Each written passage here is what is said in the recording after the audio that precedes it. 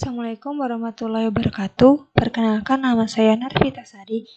Pada video kali ini saya akan menunjukkan cara mengerjakan hands-on lab mengenai export social engineering techniques. Objektif atau tujuannya itu pada bagian pertama mengekspor teknik social engineering, yang kedua yaitu membuat poster mengenai cyber security awareness. Bagian pengantarnya yaitu introduction. Cybersecurity sangat penting karena melibatkan perlindungan akses tidak sah ke dalam data sensitif, informasi identitas pribadi, informasi kesehatan yang dilindungi, informasi personal, kekayaan intelektual, dan sistem sensitif. Social engineering yaitu aktivitas kejahatan yang dilakukan untuk memanipulasi seseorang secara psikologis untuk melakukan atau membocorkan informasi rahasia. Nah, pada lab ini kita akan mengeksplor teknik social engineering yang biasa dipanggil dengan hacking atau kategori umum yang digunakan sebagai jenis serangan. Yang dibutuhkan yaitu PC atau perangkat seluler yang terhubung dengan internet. Ini yaitu serang social engineering, ada baiting, silent surfing, pretexting, phishing, spear phishing, dan walling attacks, scareware, ransomware, tailgating, dan driver diving. Instruksinya yaitu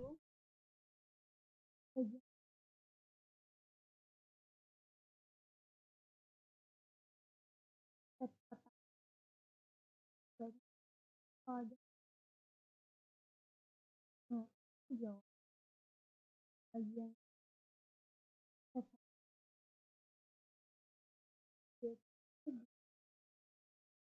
sebuah web itu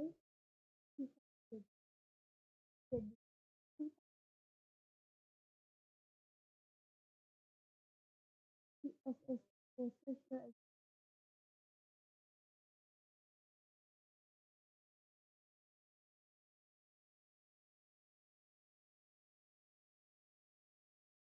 lalu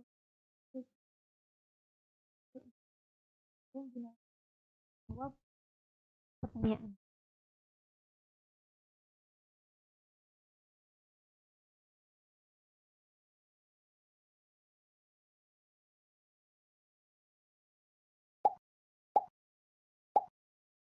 Soal pertama, apakah kita mungkin sesuai apa jadi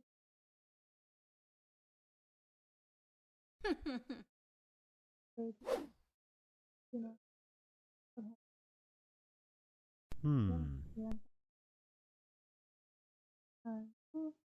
teori informasi. Nah, kita akan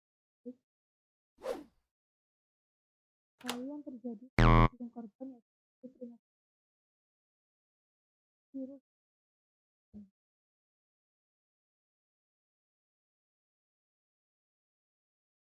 yaitu suatu saling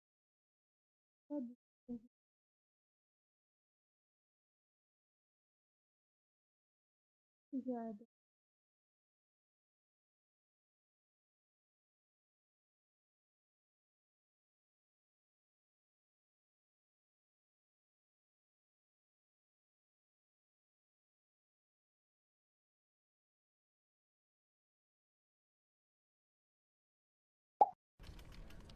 satu melihat dari dahulu seseorang untuk mendapatkan. Nah, di sini menggunakan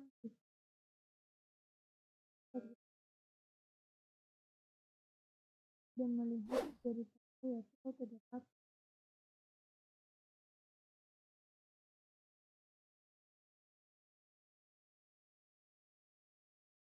proteksi informasi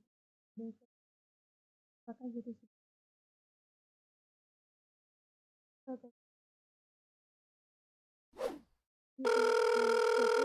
Menyemat bagi orang yang berhak menanyakan yang hubungannya identitas dengan telepon Halo. yang diminta penyerang di jabat sama kantor dan karyawan. Di sini dia terjadi sebagai korban, namun juga kita lebih berhati-hati dalam memberi. Maka minimal sebagai korban. Kemudian fisik seperti ya phishing example seperti yang digunakan menyerang sebuah korban mengunjungi website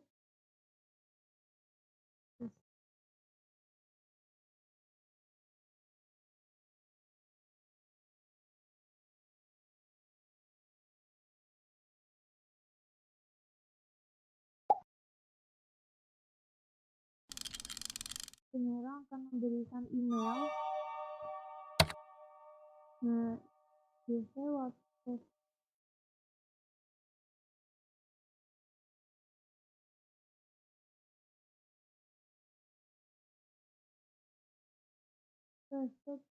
di belakangnya yang digunakan yaitu sebuah situs bank di mana kita tahu situsnya termasuk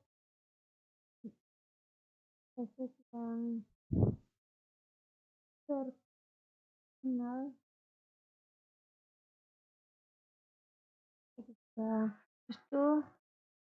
terus apa perbedaan phishing dan secara phishing atau calling?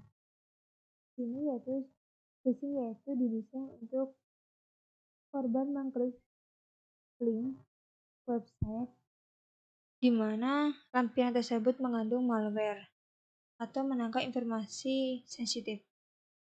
Sedangkan phishing yaitu lebih spesifik, yaitu bagian dari phishing namun lebih spesifik di mana penyerang meminta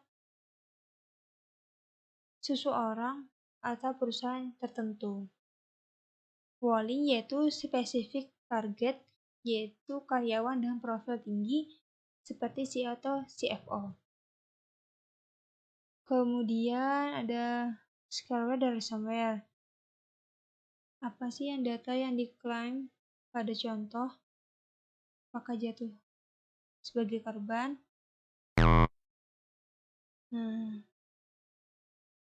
Data yang diklaim di dalam contoh yaitu sebuah file.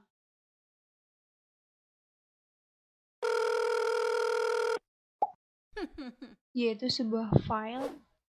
Jika kita ingin dikembalikan sebuah file, jatuh ke dalam korban karena dia mencoba menelepon. Namun jika kita berhati-hati atau lebih kritis terhadap pesan yang masuk, maka kita akan meminimalisir juga kita tidak jatuh sebagai korban. Nah, yang diminta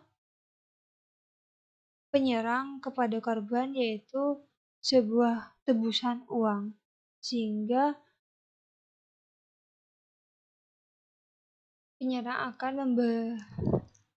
akan mengembalikan aksesnya kembali. Tailgating sini ada yaitu ketika penyerang mendapatkan akses authorization atau mendapatkan akses ke daerah terlarang. Kemudian sebutkan 3 cara terlindungi dari serang social engineering. Di sini ada, yaitu ada 3. Oke. Selanjutnya itu part kedua, yaitu membuat poster cyber security awareness, yaitu kita menggunakan PowerPoint, di mana kita memilih salah satunya, yaitu baiting, challenge surfing, pretexting, phishing, scareware, customer targeting, atau dumpster diving. Kemudian di dalam proses tersebut harus ada apa teknik yang digunakan, kemudian cara mencegah serang social engineering yang dipilih, kemudian di manakah letak yang cocok untuk meletakkan poster. Pada part 2 ini saya memilih dumpster diving. Berikut contohnya.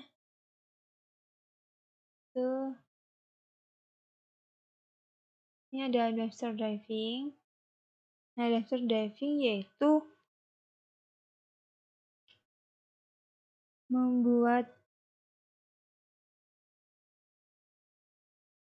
sudah tindak kejahatan di mana mengambil informasi dari sampah yang telah dibuang. Ini termasuk legal karena saat kita membuang dokumen atau barang-barang masalah, yaitu hak kita memiliki barang tersebut sudah tidak ada. Biasanya didapat yaitu catatan seperti user, password. Kemudian bagaimana cara menghindarinya? Pertama, kesadaran pada setiap staf atau karyawan yang ada di kantor. Kita bisa memberikan edukasi atau peraturan keamanan data. Kemudian pemusnahan dokumen terpusat, yaitu bisa diberikan kepada orang yang atau personel yang dapat dipercaya. Kemudian pembuangan disket dan CD terpisah. Disket dan CD bisa dipisahkan. Kemudian di dalam kotak sampah bisa diberikan magnet untuk bisa menghapus disket atau CD filenya. Kemudian pemeriksaan staf secara berkala di mana membuang sampah, termasuk pada cleaning service. Kemudian di manakah meletakkan poster? Insert poster itu bisa diletakkan di website papan pengumuman dan juga sekitar tempat sampah. Demikianlah video yang dapat saya sampaikan. Wassalamualaikum warahmatullahi wabarakatuh.